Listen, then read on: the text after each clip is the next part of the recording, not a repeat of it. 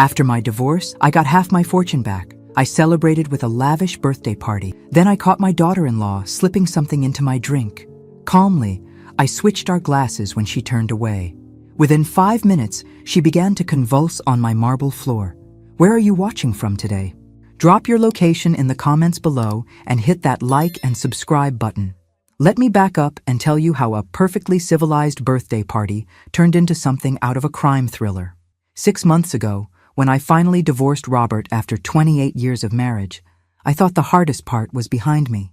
Shows you how naive a 58-year-old woman can be, even one who supposedly has some life experience. The settlement was fair. I kept the Malibu house, half the investment portfolio, and my sanity. Robert got the other half of the money, his precious yacht, and whatever dignity he had left after I caught him with his secretary. Again. The third time, actually. But who's counting? My son Marcus had taken the divorce harder than expected. "Mom, couldn't you have worked things out?" he'd asked during one of our awkward coffee meetings. Sweet boy, still believing his father was the man he pretended to be in public rather than the cheating, entitled narcissist I'd lived with for nearly 3 decades.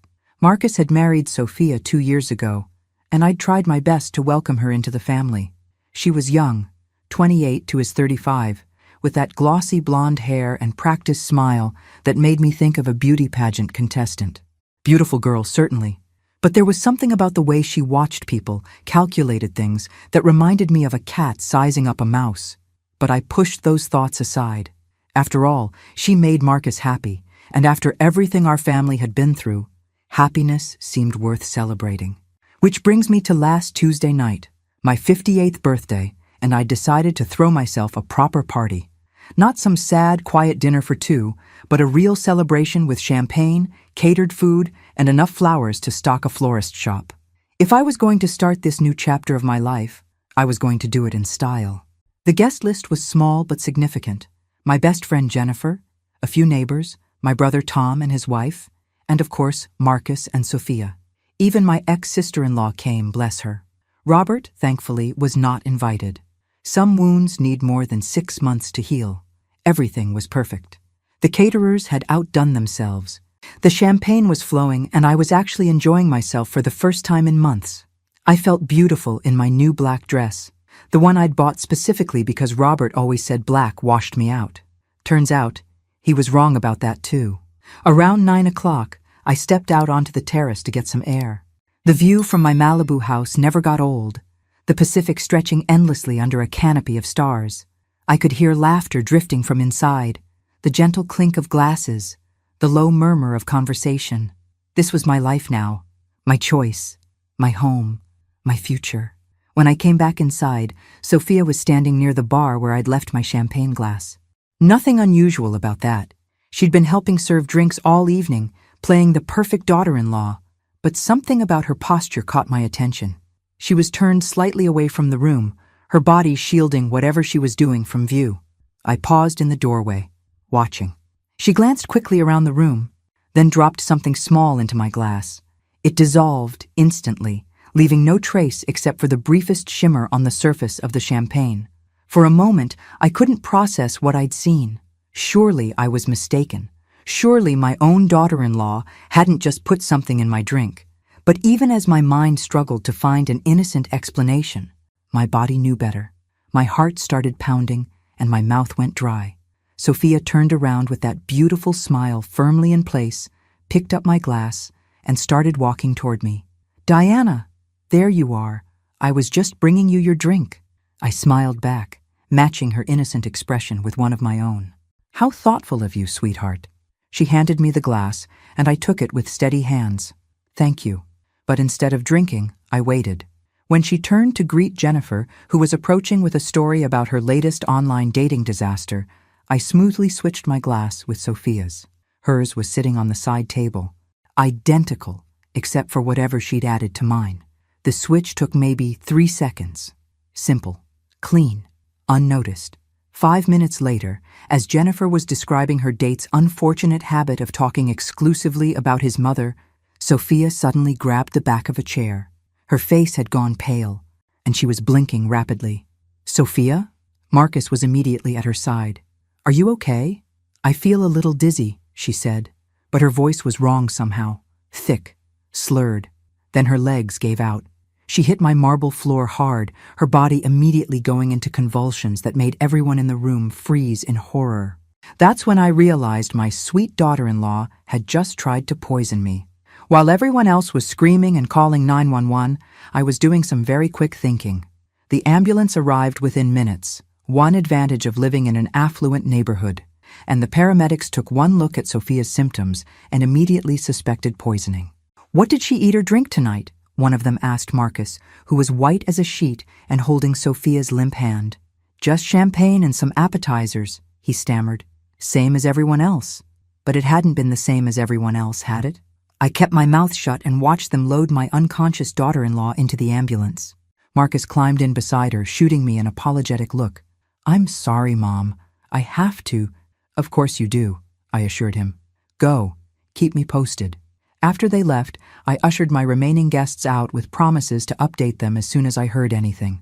Jennifer lingered, as I knew she would. "That was terrifying," she said, helping me collect champagne glasses. "What do you think happened? Food poisoning, maybe?" I suggested, though we both knew that didn't explain the convulsions. Jennifer paused, holding Sophia's glass, the one that had originally been mine. "Diana, this is going to sound crazy, but did you notice anything strange about Sophia tonight?" I met her eyes. Jennifer had been my best friend since college. She knew me well enough to read between the lines. "What kind of strange?" "I don't know. She seemed nervous, jumpy, and she was watching you a lot." "Was she?" I tried to sound surprised, but my mind was racing. If Jennifer had noticed something, maybe I wasn't being paranoid after all. We finished cleaning in relative silence, but I could feel Jennifer's worried glances. After she left, I sat alone in my living room, staring at the spot where Sophia had collapsed. The smart thing would be to call the police right now and tell them what I'd seen. But what had I actually seen? A young woman putting something in a drink that might have been sugar or aspirin or any number of harmless things. Yes, she'd collapsed afterward, but that could be a coincidence. Except my gut told me it wasn't. My phone buzzed with a text from Marcus. "Doctors say she was definitely poisoned. They're running tests to figure out what kind. Police want to interview everyone who was at the party." Poisoned. So I hadn't imagined it. I typed back, "How horrible. Is she going to be okay?" "They think so. She's conscious now, but doesn't remember much from tonight." How convenient. Another text came through. Another. "Mom, the police want to talk to you tomorrow morning. Detective Williams. I told them you'd cooperate fully." "Of course," I replied, "whatever they need." But after I hit send, I sat back and really thought about what I was facing. If Sophia had indeed tried to poison me, she wouldn't just give up because her first attempt failed. She'd try again, probably more carefully next time. And now she knew I might be suspicious. After all, I was the one who'd been standing nearest to her when she collapsed. The question was, why? Why would my daughter-in-law want me dead? I went to my home office and pulled out my financial records. Robert and I had split everything 50-50, but 50% of our assets was still a considerable sum. If something happened to me, my will left everything to Marcus. And if something happened to Marcus, well, it would go to his wife. But surely that was too far-fetched. Surely no one would commit murder for money they might inherit someday. Except people had done it before. Many times. I spent the next hour going through old photos on my phone, looking at pictures of Marcus and Sophia's wedding, family gatherings, holiday celebrations. In every single photo, she was smiling that perfect smile, playing the devoted wife and daughter-in-law. But now that I knew what to look for, I could see something else in her eyes, something calculating and cold. Around 2 a.m., I finally went to bed, but sleep was impossible. Every sound made me jump. What if she came back? What if this was just the beginning of a more elaborate plan? The next morning, Detective Williams arrived right on schedule. He was younger than I'd expected, maybe 40, with kind eyes and a no-nonsense attitude. "Mrs. Morrison, I know this must be traumatic for your family," he began. "But we need to figure out how your daughter-in-law ingested what appears to be a significant amount of antifreeze." Antifreeze. My blood ran cold. That wasn't something you accidentally consumed. "Antifreeze?" I repeated. "Are you sure?" The hospital confirmed it. The question is, how it got into her system. We're testing everything from the party, food, drinks, even the flowers in case she had some kind of allergic reaction. I took a deep breath. It was time to make a decision that would change everything. Detective Williams, I said slowly, there's something I need to tell you. Detective Williams set down his coffee cup and leaned forward when I told him what I'd witnessed. His expression shifted from polite interest to sharp attention as I described seeing Sophia drop something into my drink. You're certain about what you saw? He asked. Absolutely certain. I walked him through it step by step. Sophia's furtive glances, the way she'd positioned her body to block her actions, the quick dissolving motion. And you switched the glasses without her knowledge? Yes, she handed me what she thought was my original glass. But it was actually hers. Detective Williams was quiet for a long moment, processing. Mrs. Morrison, if what you're telling me is accurate, your daughter-in-law attempted to murder you. Hearing it said out loud made my chest tighten. That's what I'm afraid of. The question is why? Do you have any idea what her motive might be? I gestured toward my financial documents spread across the coffee table. Money, I assume. My divorce settlement was quite substantial. He reviewed the papers with a cop's trained eye. This is significant wealth. Who inherits if something happens to you? Marcus, my son. And if something happened to both of us, I let the implication hang in the air. His wife would inherit everything. Detective Williams made a note. Mrs. Morrison, I need to ask you something, and I want you to think carefully before you answer. Has your relationship with Sophia been strained lately? Any arguments, disagreements, anything that might have triggered this? I considered the question. Nothing dramatic. We've always been polite to each other, but I wouldn't say we were particularly close. She's quite a bit younger than Marcus, and sometimes I got the impression she found family gatherings tedious. What about your ex-husband? How does Sophia get along with him? Something cold settled in my stomach. I'm not sure. Robert and I don't exactly compare notes these days. Why? Just trying to understand the family dynamics. But his expression suggested there was more to the question than he was letting on. After Detective Williams left, promising to be in touch soon, I found myself pacing my house like a caged animal. The walls that had felt like sanctuary yesterday now felt like a target. If Sophia had tried once, she'd try again. And next time, she might not make the mistake of letting me see her do it. I called Jennifer. Can you come over? I need to talk to someone I trust. She arrived within an hour, took one look at my face, and immediately went to make tea. Jennifer had always been practical in crisis situations. It's why we'd been friends for 35 years. Tell me everything, she said, settling into the chair across from me. So I did. I told her about the poisoning attempt, about my conversation with the detective, about my growing suspicion that my daughter-in-law was trying to kill me for money. Jennifer listened without interruption, her expression growing more troubled with each detail. Diana, she said finally, you need to be very careful here. If you're right about this, you're dealing with someone who's already tried to commit murder once. She's not going to just give up and move to another state. I know. But what am I supposed to do? Hide in my house for the rest of my life? No. But you need to be smart. First, we make sure you're safe. Then we figure out how to prove what she did. The detective believes me, I think. But believing and proving are two different things.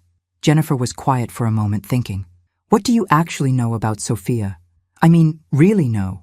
Not just what she's told the family? That was an excellent question. She grew up in Ohio, went to college somewhere in the Midwest, met Marcus at a conference in Chicago. He was smitten immediately. That's pretty vague information for someone who's been in your family for 2 years. She was right. I realized I knew almost nothing concrete about Sophia's background, her family, her life before Marcus.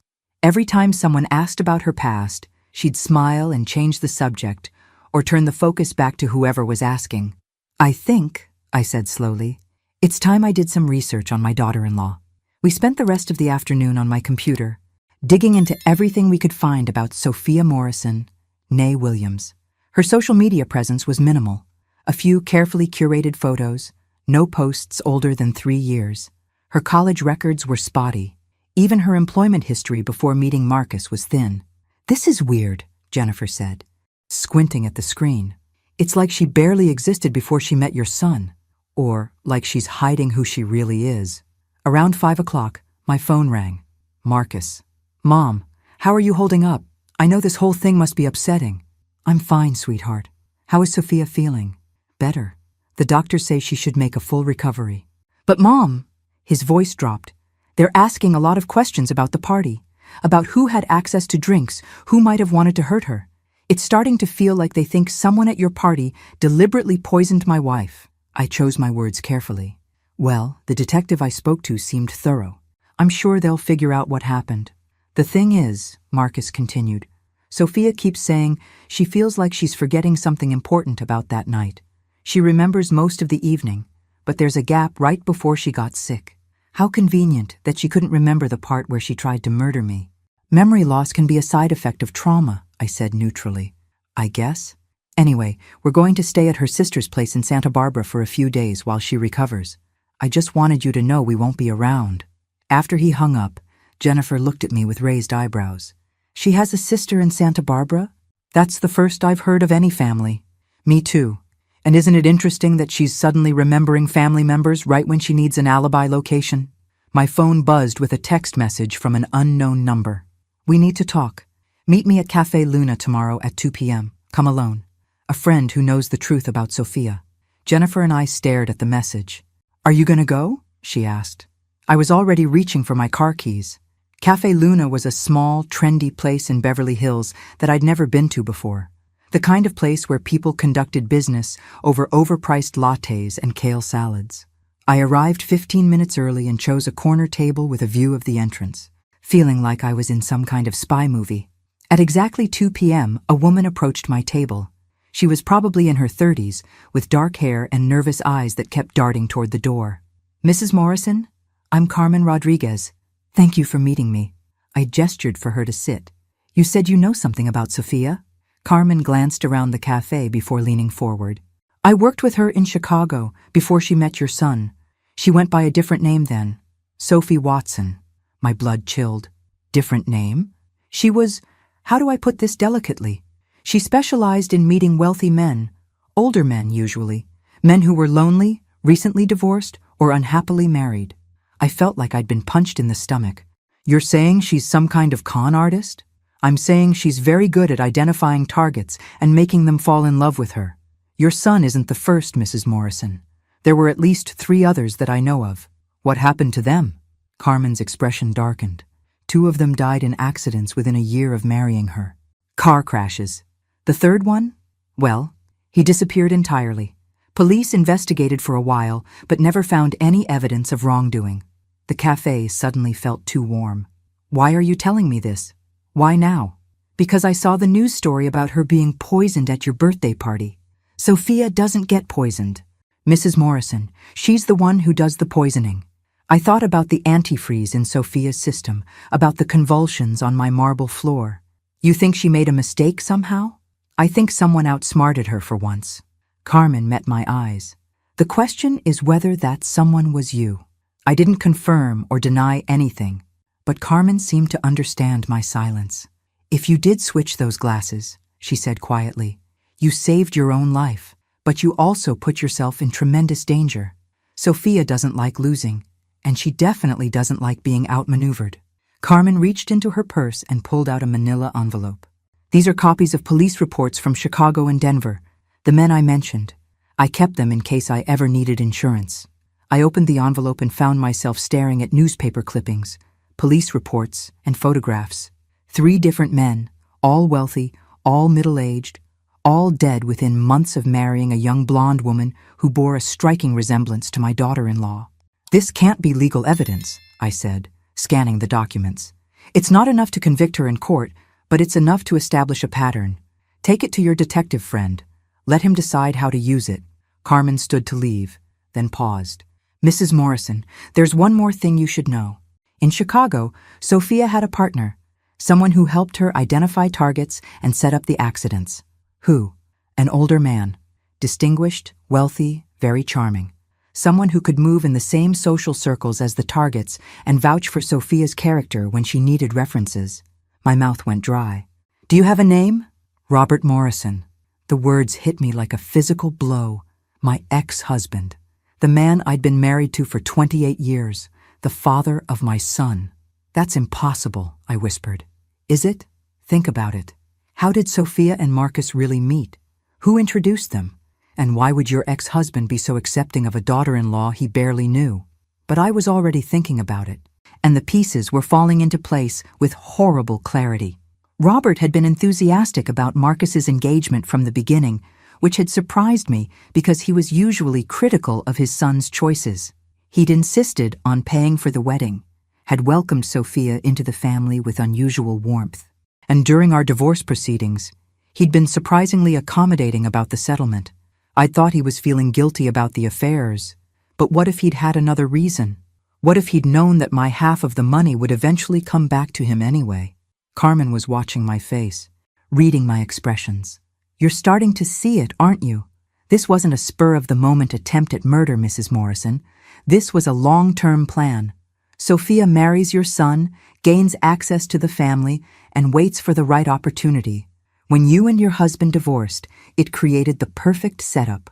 But Marcus, I started. Your son is collateral damage. Once you're dead and the money is secured, Marcus will probably have an accident too. Or maybe just a sudden heart attack. Sophia's quite versatile with her methods. I stared at the photographs in the envelope, seeing the faces of 3 dead men who'd made the mistake of trusting the wrong woman. Why are you helping me? I asked. Carmen was quiet for a moment. Because one of those men was my brother, David Watson. He was lonely after his divorce and thought he'd found true love with a beautiful young woman named Sophie. 3 months after their wedding, his car went off a cliff in Colorado. She gathered her purse and prepared to leave. Be careful, Mrs. Morrison, and be smart. They've been planning this for 2 years. You're going to need more than luck to survive what's coming next.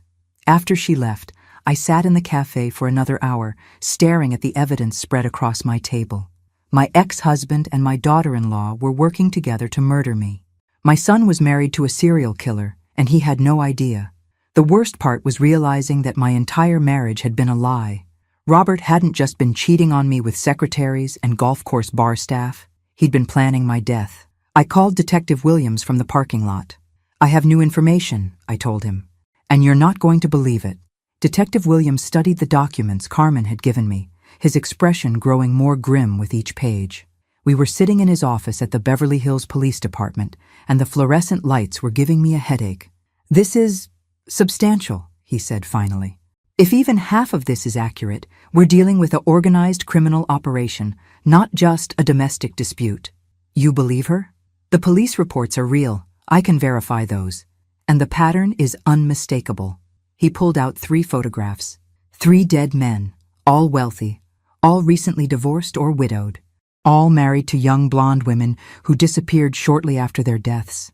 I stared at the faces of Carmen's brother and the other victims. And you think Robert has been involved in all of this? It would explain a lot.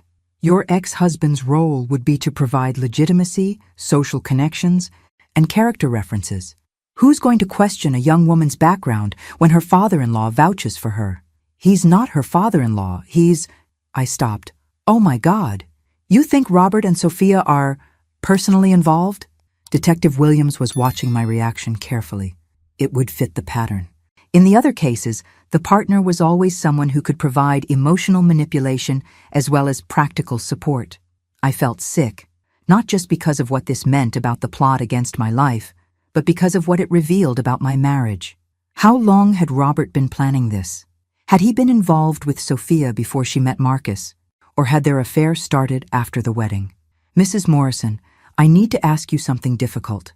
Looking back at your marriage, were there any signs that your husband might have been involved in questionable activities?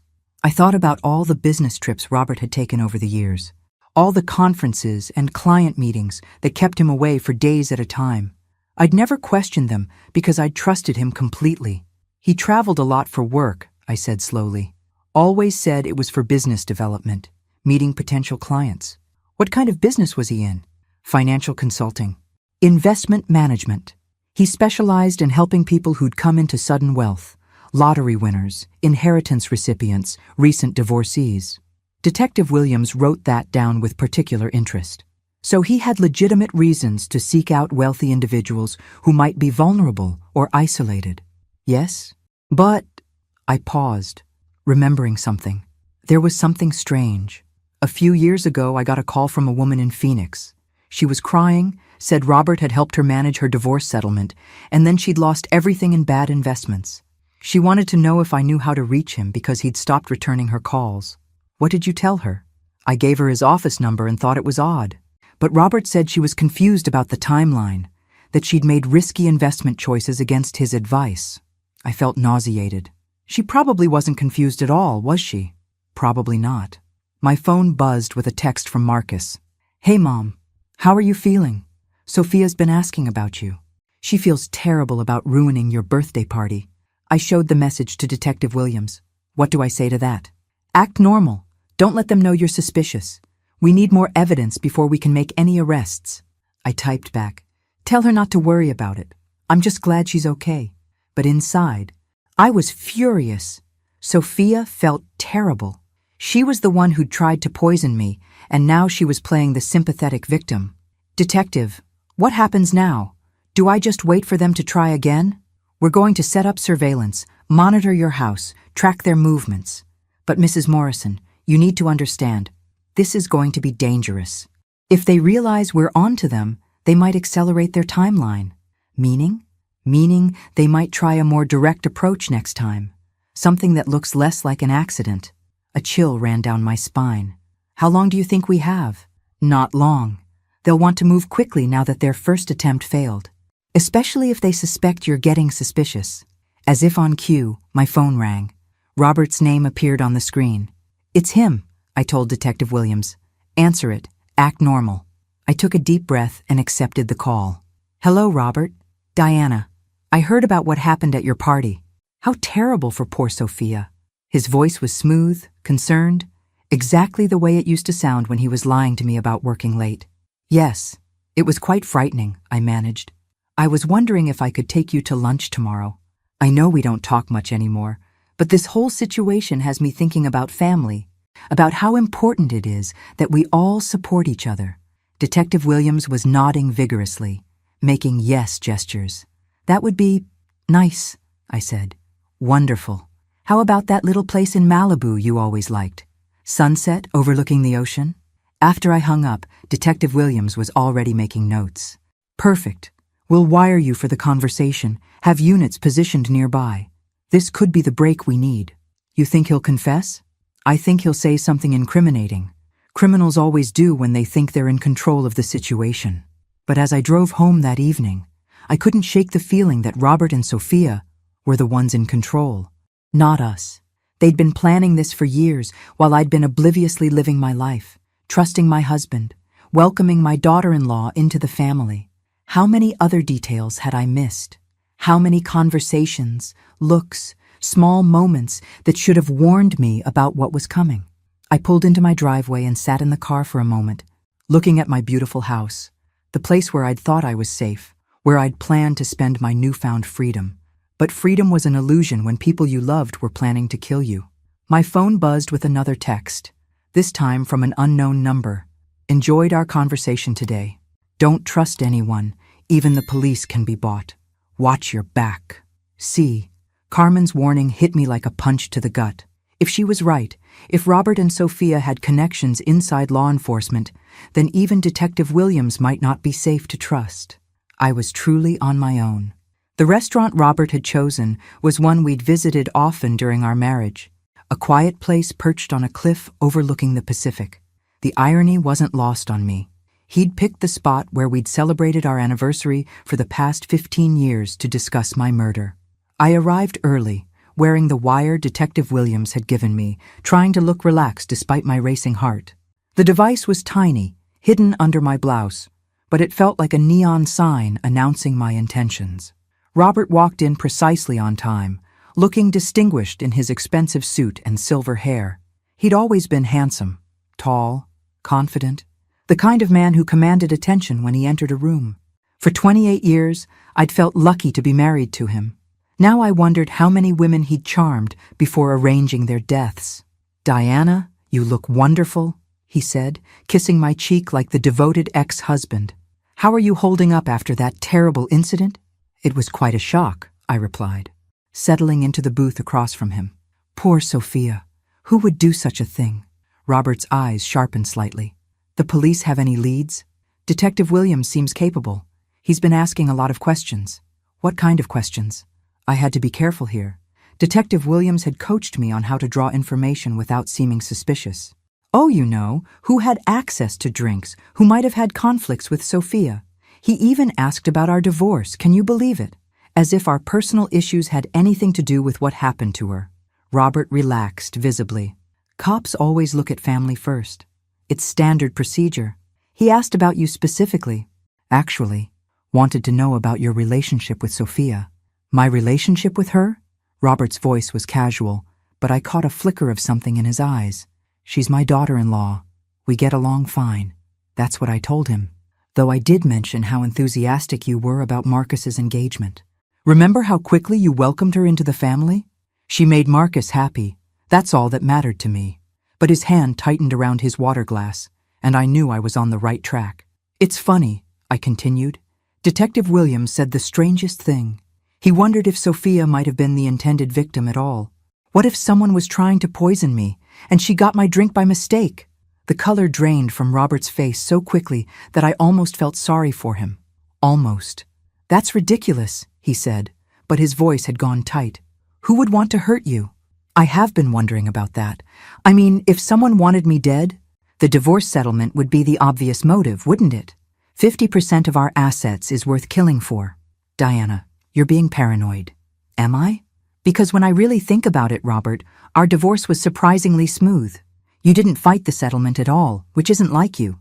You've never given up money easily. I felt guilty about the affairs. Did you? Or did you know the money would come back to you eventually? Robert was staring at me now, no longer pretending to be relaxed. What are you implying? I'm not implying anything. I'm saying it outright. You and Sophia have been planning to kill me. The silence stretched between us like a taut wire. Robert's charming mask had completely slipped, and I was looking at the face of a stranger. A cold, calculating stranger who'd shared my bed for nearly 3 decades. You're delusional, he said finally. Carmen Rodriguez might disagree. That got a reaction. Robert's eyes went wide, and his hand knocked over his water glass. Ice and water spread across the table, but neither of us moved to clean it up. I don't know who that is, he said. David Watson's sister. Remember David? One of your previous victims in Colorado? I've never heard of anyone named David Watson. Really?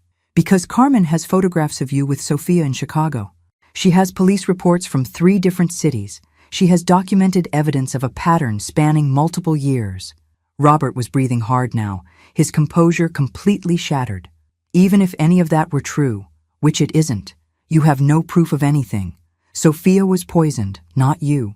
She's the victim here. Sophia was poisoned because I switched our glasses. I saw her put something in my drink, Robert. I watched her try to murder me at my own birthday party. You're lying. The detective has the whole thing on security footage from my house. Amazing what those doorbell cameras pick up these days. That was a bluff. I didn't have cameras that showed the interior of my house. But Robert didn't know that. He leaned across the table, his voice dropping to a whisper. You have no idea what you're dealing with, Diana. This is bigger than just me and Sophia. If you think you can expose us and walk away, you're even more naive than I thought. Are you threatening me? I'm warning you, drop this investigation. Tell the police you were mistaken about what you saw. Accept that Sophia was the victim of a random poisoning, and move on with your life. And if I don't? Robert's smile was colder than anything I'd ever seen. Then you won't live long enough to regret it. He stood up and threw money on the table. Enjoy your lunch, Diana. It might be your last meal. After he left, I sat in the booth for several minutes, shaking. The wire had recorded everything, but Robert's final threat made it clear that having evidence wouldn't be enough to keep me safe. I called Detective Williams from the parking lot. How much of that did you get? I asked. Every word. That was perfect, Mrs. Morrison. He essentially confessed to conspiracy to commit murder. He also threatened to kill me if I don't back off, which is exactly why we're moving to Phase 2 of our plan tonight. Phase 2? We're going to arrest Sophia and see what she tells us when she realizes her partner just threw her under the bus. People like this don't have loyalty to each other. They'll turn on anyone to save themselves. I thought about Sophia's beautiful smile, her practiced charm, The way she'd handed me my poisoned drink, with such innocent concern. Be careful, Detective. She's more dangerous than she looks. Don't worry. We know what we're dealing with. But as I drove home, I couldn't shake the feeling that none of us really knew what we were dealing with. Robert had said this was bigger than just him and Sophia. What if Carmen had been right about corruption in law enforcement? What if Detective Williams himself wasn't trustworthy? For the first time since this nightmare began, I realized I might be completely alone in fighting for my life. My phone buzzed with a text from Marcus. Mom, something weird is happening. Sophia just got a call that upset her, and now she's insisting we come home immediately. She won't tell me why. I'm worried about her. I typed back quickly, stay where you are. Don't come home until I tell you it's safe. But I was already too late. Marcus's next text made my blood run cold. Too late. We're already in the car. Should be there in 2 hours. Sophia was coming back to finish what she'd started. I had 2 hours to prepare for what might be my final confrontation with a serial killer. The smart thing would be to leave the house, find someplace public and safe to wait for Detective Williams to make his arrest. But if I ran now, Sophia would know I was onto her, and she'd disappear before the police could catch her. Besides, I was tired of running from my own life. Instead, I spent those 2 hours setting my own traps. I hid a backup recording device in the living room, activated the security system on my phone so I could call for help with one touch, and made sure every door and window was locked. If Sophia wanted to finish the job, she'd have to work for it. When I heard Marcus's car in the driveway, I positioned myself in the kitchen with a clear view of both exits and easy access to the knife block, just in case. Marcus came through the front door calling my name, with Sophia right behind him. She looked pale and nervous. Her usual composure cracked around the edges. Mom, are you okay? Marcus asked, giving me a hug. Sophia was worried about you after what happened at the party. How thoughtful of her, I said, meeting Sophia's eyes over his shoulder. I'm fine, sweetheart. Though I have to admit, the whole situation has me a bit on edge. Of course it does, Sophia said, stepping forward with that practiced sympathy. It must have been so frightening to see someone get poisoned at your own party. Terrifying, I agreed. I keep wondering who could have done such a thing, and why. The police will figure it out, Marcus said confidently. Detective Williams seems sharp. Sophia's expression flickered at the mention of the detective's name. Has he learned anything new? A few things, I said carefully. He seems to think the poison was meant for someone else. Someone else? Marcus looked confused. But Sophia was the one who got sick. That's what's so puzzling. Detective Williams thinks maybe the killer made a mistake somehow. Maybe they poisoned the wrong glass. I watched Sophia's face carefully as I spoke. Her eyes had gone very still, and I could practically see her mind working, calculating, trying to figure out how much I knew. That seems unlikely, she said. I mean, how would someone mix up glasses? Well, the detective thinks maybe the intended victim was smart enough to switch drinks when they realized what was happening. The silence in the kitchen was deafening. Marcus was looking back and forth between us, clearly sensing the tension but not understanding its source. Mom, are you saying someone was trying to poison you? It's possible, I said, never taking my eyes off Sophia. The question is, who would want to hurt me and why? Sophia's phone buzzed, and she glanced at it quickly. Her face went even paler. Marcus, she said suddenly, I'm feeling dizzy again. Could you get me some water from the car? I left a bottle on the front seat. Of course. Marcus immediately headed for the door, the devoted husband rushing to help his wife. The moment he was outside, Sophia's mask dropped completely. The sweet, concerned daughter-in-law vanished, replaced by someone cold and calculating. How much do you know? She asked. Everything, I replied. Chicago, Denver, David Watson, your partnership with Robert, all of it. Then you know you're in serious trouble. Am I? Because from where I'm standing, you're the one who nearly died from your own poison. Not exactly the mark of a successful killer. Sophia smiled, and it was nothing like the sweet expression she wore for Marcus. This smile was sharp and predatory. That was careless of me, but don't worry. I won't make the same mistake twice. She reached into her purse and pulled out a small vial filled with clear liquid. What's that? I asked, though I already knew. Something much faster than antifreeze. You'll have a heart attack, Diana. Very sudden, very believable for a woman your age dealing with the stress of divorce and family drama. Marcus will be back any second. Marcus will find his mother collapsed in the kitchen and his wife trying desperately to perform CPR. I'll be the grieving daughter-in-law, traumatized by losing another family member so soon after my own poisoning. I backed toward the knife block, but Sophia was quicker. She grabbed a kitchen towel and soaked it with the liquid from the vial. "One breath," she said, advancing on me. "That's all it takes." "The police know about you," I said, trying to buy time. "They're on their way here." "Are they?" "Because Robert sent me a very interesting text a few minutes ago. Apparently Detective Williams had a car accident this afternoon. Terrible tragedy. He was the only one investigating my case." My heart sank. Carmen had been right about corruption in the police force. "You can't kill everyone who knows the truth," I said. "I don't have to. I just have to kill the ones who matter." Sophia lunged forward with the soaked towel, but I was ready for her. I grabbed the largest knife from the block and slashed outward, catching her wrist. She screamed and dropped the towel, clear liquid spilling across my kitchen floor. "You bitch!" she snarled, clutching her bleeding wrist. "That's right," I said, keeping the knife between us. "This bitch figured out your game." The front door burst open and Marcus rushed in. "What the hell?" He stopped short, taking in the scene. His wife bleeding and cursing, his mother holding a knife, a chemical smell filling the air. "Mom, what's happening?"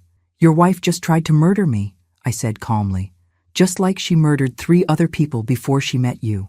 "That's insane," Sophia said, switching instantly back to victim mode. "Marcus, your mother attacked me. I think she's having some kind of breakdown."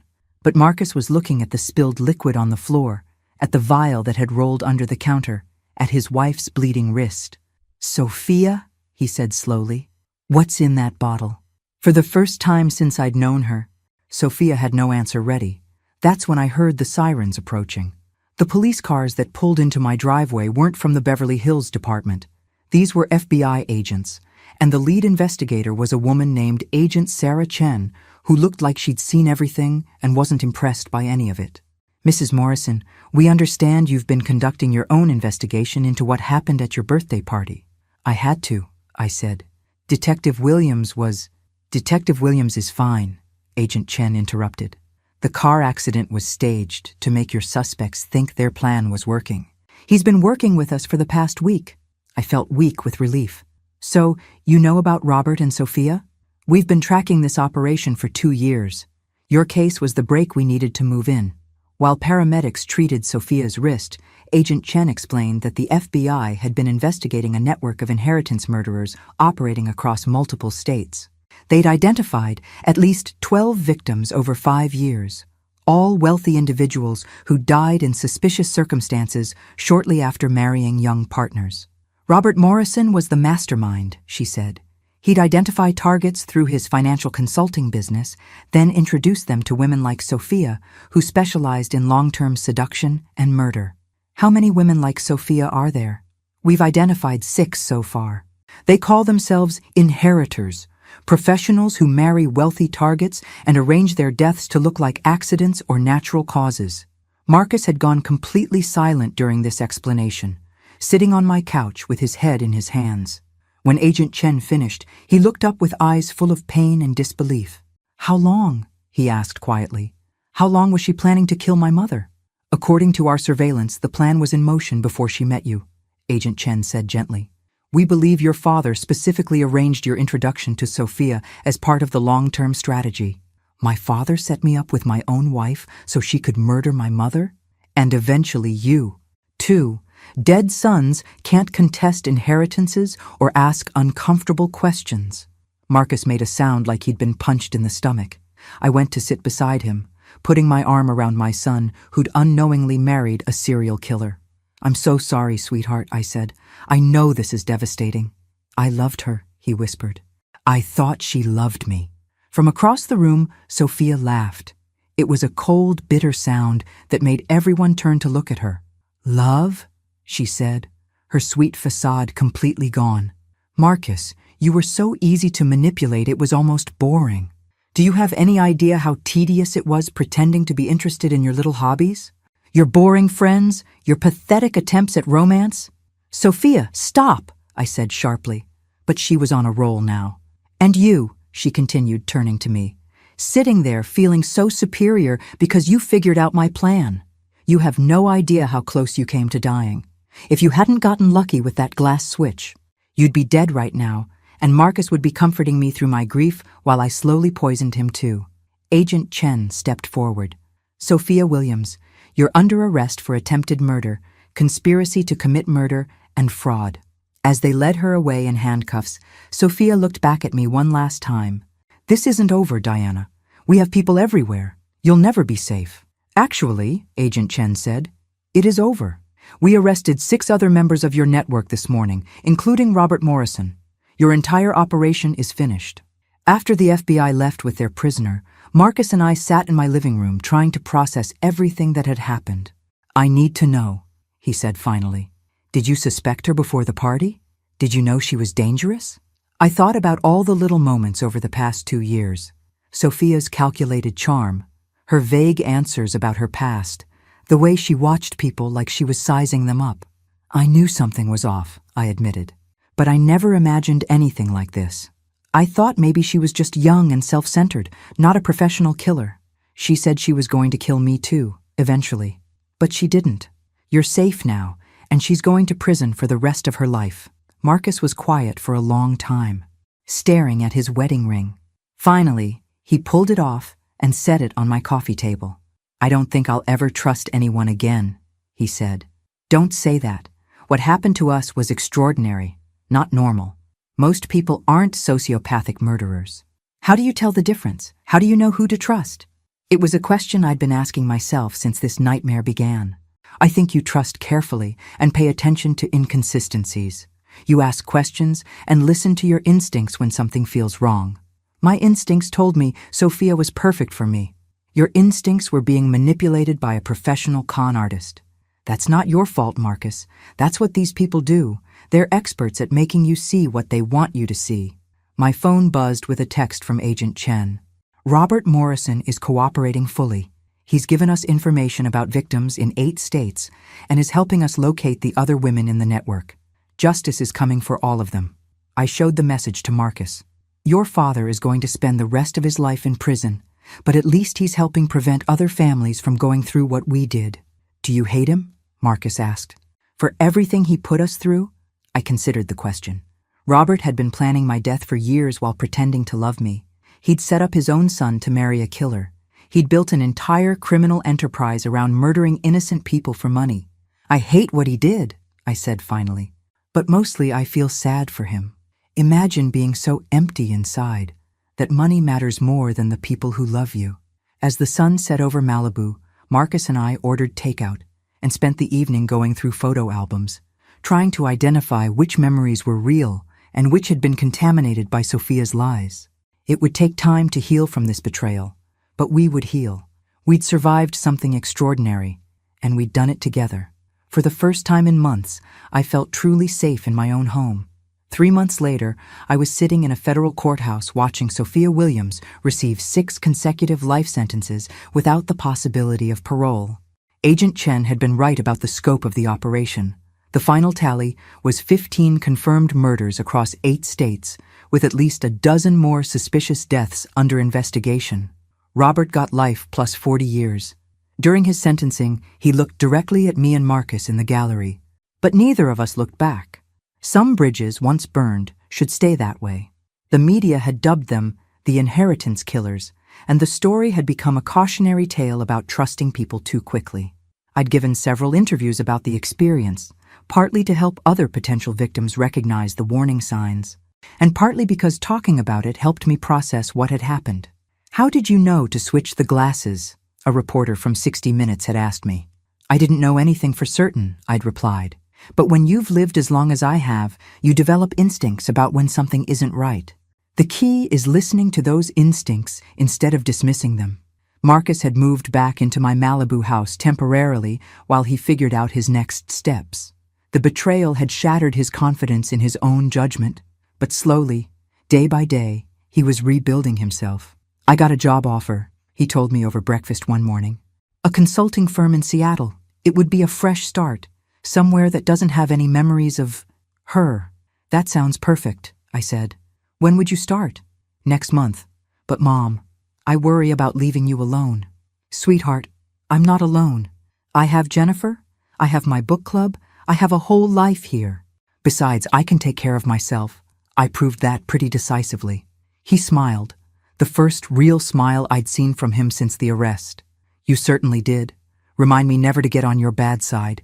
Just don't try to poison me and we'll be fine.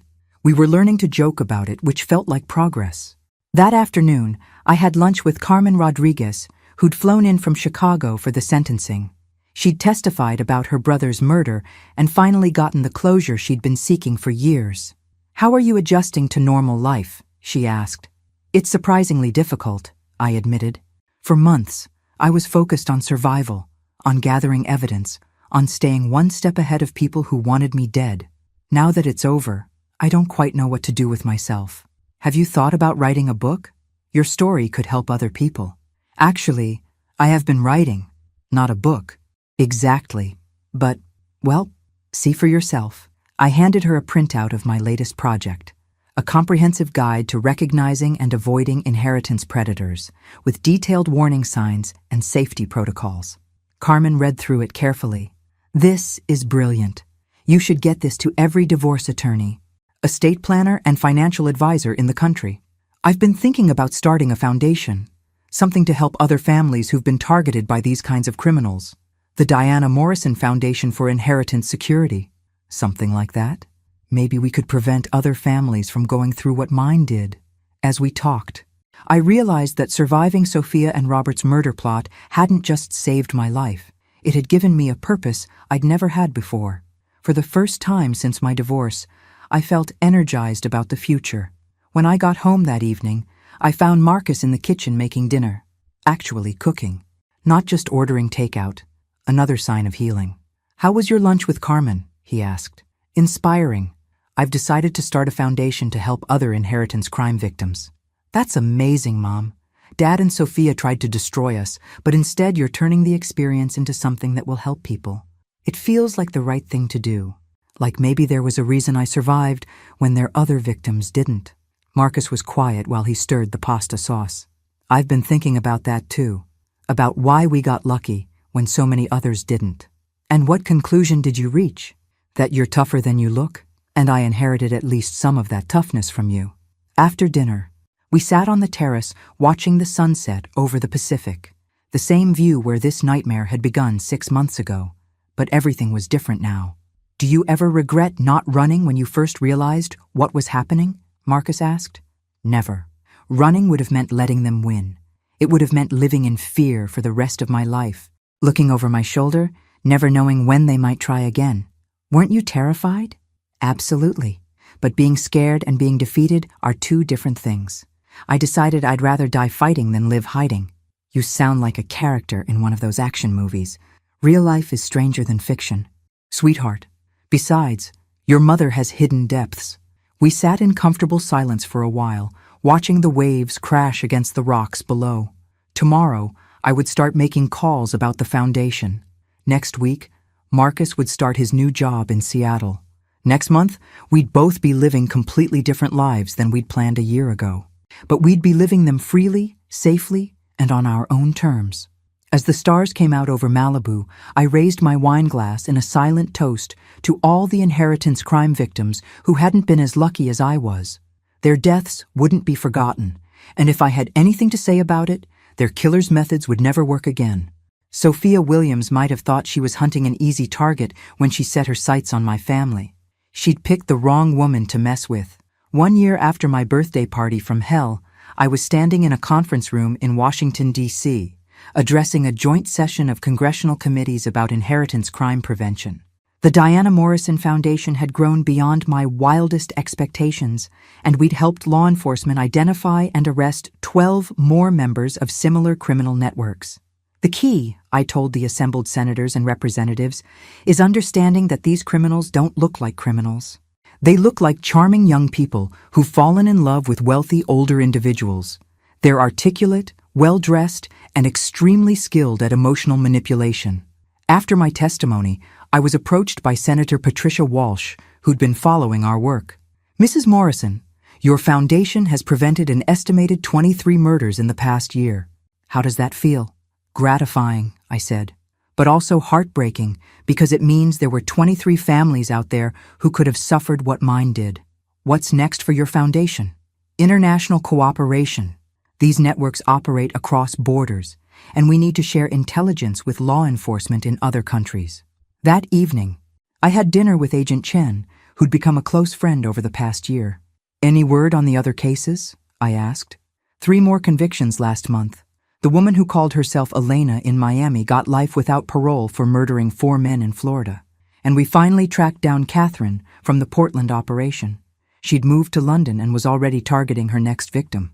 How many total victims do we think there were? At least 47 confirmed murders. Probably more. Your case broke open the largest inheritance murder network in U.S. history. I thought about all those families who'd lost loved ones to these predators. At least their deaths led to justice for everyone else, and to prevention for future victims. Your foundation's screening protocols are being adopted by financial institutions nationwide. When I returned to Malibu the next day, I found Marcus waiting for me with exciting news. He'd gotten engaged to a wonderful woman named Sarah Chen, Agent Chen's younger sister as it turned out. "She's nothing like Sophia," he assured me. "Sarah's been an FBI analyst for 8 years. She has a completely verifiable background, and Agent Chen has personally vouched for her character. Plus," I added with a smile, "if she ever tries to poison me, her sister will arrest her." That too. The wedding was small and intimate, held in my backyard with the Pacific Ocean as a backdrop. As I watched Marcus exchange vows with Sarah, I was struck by how different this ceremony felt from his first wedding. There was no calculation in Sarah's eyes, no practiced performance, just genuine love and happiness. During the reception, Jennifer pulled me aside. "Look at you," she said. "A year ago you were hiding from a serial killer. Now you're running a foundation, testifying before Congress, and your son is happily remarried. How do you feel?" "Like I finally know who I really am," I said. For 28 years of marriage, I defined myself as Robert's wife. For 2 years after that, I was the divorced woman trying to figure out what came next. But surviving Sophia and Robert's plot, that showed me what I'm actually made of.